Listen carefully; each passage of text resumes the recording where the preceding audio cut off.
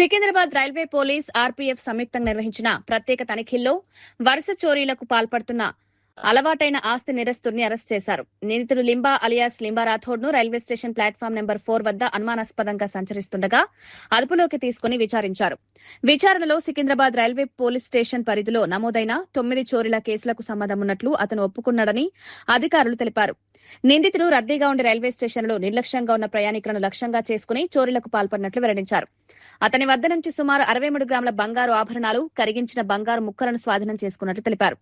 వీటి విలువ సుమారు 9.45 లక్షలుంటుందని పేర్కొన్నారు.